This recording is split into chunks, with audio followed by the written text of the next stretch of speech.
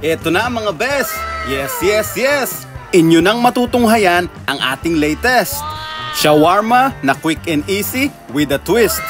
Oo, alam ko na ang style na to ay favorite mo kasi itong madalas nating isharon sa mga okasyon. Huwag mo nang hayaan ang sarili mo na basta mag-crave lang. Halika, panoorin mo na itong video ni Papi at nang malaman mo na kung paano natin kadaling gagawin itong ating beef shawarma rolls.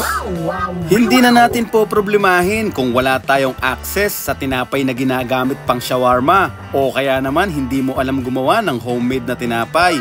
Dito, kailangan lang natin ng lumpia wrapper. Kaya halika na, let's get it on! This is how we do it! Rock and roll! Sa ating mga ingredients, ito ang ating pagsisimula. Meron tayo dyan ground beef. Pwede rin naman kayong gumamit ng chicken, pero this time, beef. And then ito ang ating pambalot ng lumpia, spring roll pastry.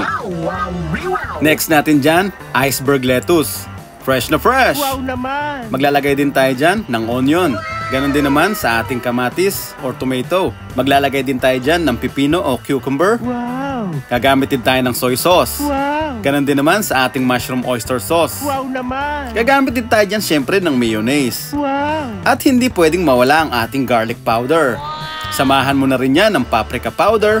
Ganon din sa ating black pepper powder. Wow! Titimplahan natin yan ng salt. Wow! At samahan natin yan ng Thousand Island salad dressing. Wow! Samahan din natin ng sriracha sauce. At ganon din naman sa ating apple cider vinegar. Wow naman! At ito optional, pang taktak na hot sauce. At punta na tayo dito sa ating paglulutuan mga papi. Painitan lang natin yan at lagyan natin ng konting cooking oil. Ikalat lang natin yan para siguradong coated lahat. Wow. And then lalagay na natin dyan yung ating ground beef. Ang gagawin natin dito sa ating ground beef, hindi natin sinangkot siya sa ating bawang at sibuyas, di ba? Kung makikita nyo, direct na siya doon sa ating oil. Ang gagawin natin dyan, paghiwa-hiwalayin muna natin yan. Since ground beef naman to or minced beef, madali lang siya maghihiwa-hiwalay. Yan, at dahil fresh naman ang ating ground beef, maglalabas yan ng sarili niyang liquid or yung juice or yung fats dito. Yan ang gagamitin natin na pangluto mismo dito sa ating ground beef. Hindi tayo maglalagay dito ng tubig dahil gusto natin dito is hanggat maaari dry. Dahil ito ang gagamitin natin na base ng ating magiging shawarma. Ayan, lumabas na ang kanyang mga juices, liquid. Hayaan lang natin yan kumulo.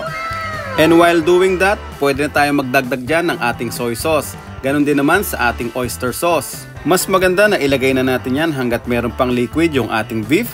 Para kumbaga, parang namamarinate or natitiim na natin doon yung ating nilagay na pampalasa. Haluin lang natin yan papi para sumama lahat ng ating nilagay, yung soy sauce tsaka yung oyster sauce. And this time, pwede na tayong maglagay ng ating black pepper powder. Ganon din naman sa paprika powder. Lagyan lang natin ng generous amount ng paprika powder kasi nagpapakulay din yan, hindi lang nagpapalasa. At ito, maglagay tayo dito ng generous amount ng garlic powder. Itaktak mo, haluin mo. Taka. Haluin mo, papi. Lagyan natin yan ng konting sugar mga papi. About mga 1 tablespoon. And then haluin lang natin dyan. Gusto natin yan kasi yung medyo sweet ng konti. Alam mo yung Turks shawarma, yung timpla na ginagawa natin dito, halos magiging kasing kalasa nun, yung Turks na yon. And then, ayun na nga papi, halos na-reduce na natin yung mga liquid, juices, fats, and everything ng ating beef. Yan ang itsura niyan mga papi. Palamigin lang natin yan and set aside natin ng konti. And boom! Ito na ang ating beef mga papi. Dito naman sa ating mga kagulayan mga papi, yung may mga buto, tanggalin lang natin yon. And lahat sila hiwain natin na pinakamanipis na magagawa natin. Igagayak lang natin itong ating spring roll pastry o yung pambalot ng lumpia. And then i-set aside lang natin silang lahat. Iporma na natin na magbabalot na tayo maya-maya. I-ready na natin yan mga papi. Lagay na natin dyan yung ating mga gulay. And then ito yung ating magiging sahog, yung ating beef. Meanwhile, habang naka-prepare na yan, gawa muna tayo ng magiging sauce natin. Dito sa ating bowl, maggawa tayo dito ng kombinasyon ng mga sumusunod. Ito, naglagay tayo dyan ng mayonnaise. Maglalagay din tayo dyan ng apple cider vinegar. Wow naman! Maglalagay din tayo dyan ng generous amount ng garlic powder. Ito, medyo damihan nyo dito sa garlic powder. Wow! Wow! Gagamit tayo dyan ng paprika powder, ganun din halos mga isang kutsarita. Ganun din naman sa ating Tabasco, sriracha sauce.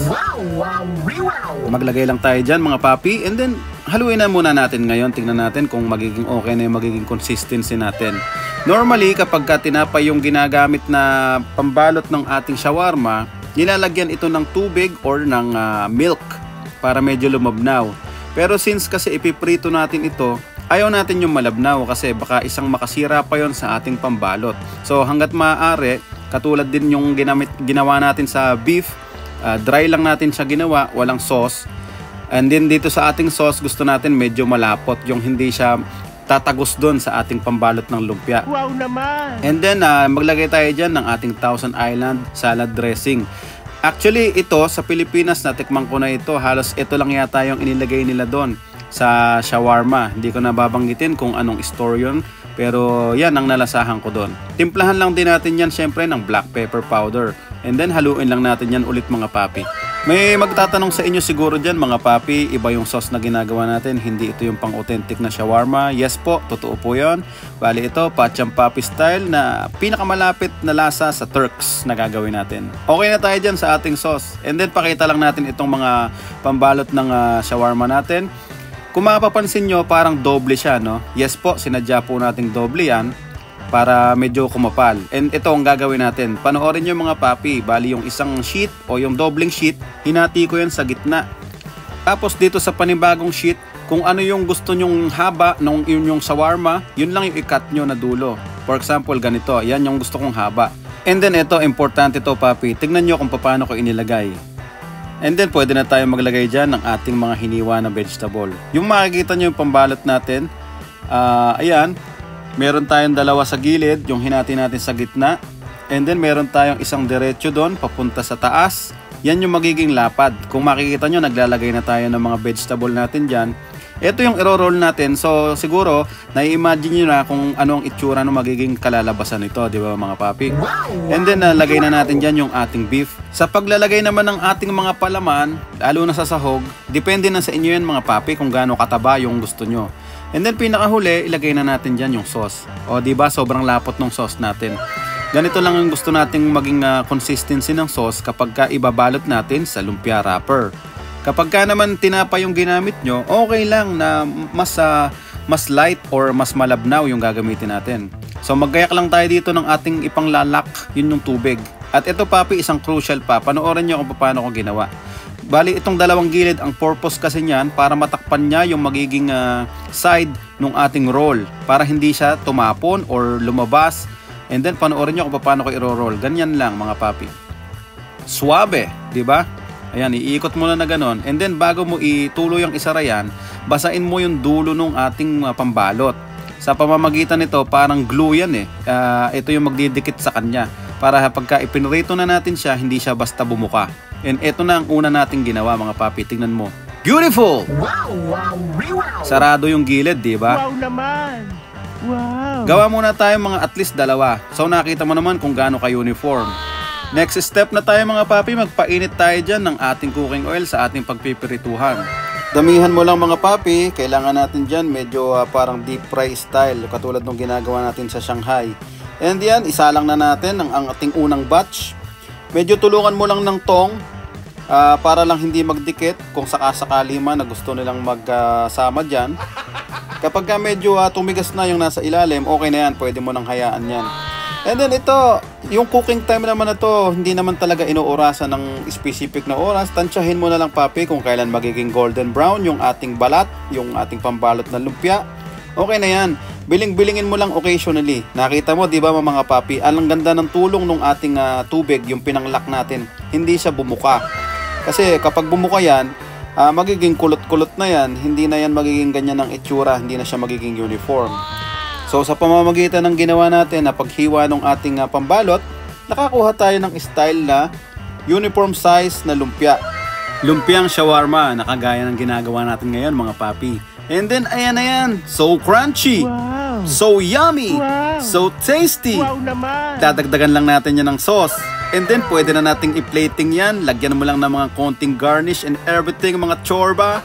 Patiktikin mo lang mga papi para hindi naman masyadong oily. And let's get it on! Kakain na tayo! 1, 2, 3, 4. Pacho papi, yeah. Pacho papi, yeah. Pacho papi, yeah. Pacho papi, wow, wow, wow. Pacho papi, yeah. Pacho papi, yeah. Pacho papi, yeah. Pacho papi, wow, wow, wow. Pacho papi, yeah. Pacho papi, yeah. Pacho papi, yeah. Pacho papi, wow, wow, wow. Pacho papi, yeah. Pacho papi, yeah. Pacho papi, yeah. Pacho papi, wow, wow, wow. Pacho papi, yeah. Pacho papi, yeah. Pacho papi, yeah. Pacho papi, wow, wow, wow. Ayun! Di ba mga papi, sinong makakapag-akala? Nakakala natin tinapay lang ang shawarma. Pwede nating i-level up yan. Imagination mo ang limit. Yung paborito nating sinasharon, pwede palang iba ang palaman. Actually, kahit ano, pwede mga papi. Pero sa akin, isa to sa mga pinaka-the best, ang ating beef shawarma roll. Kung nag-enjoy ka naman dito sa ating video mga papi, konting lambing naman dyan. Please consider subscribing.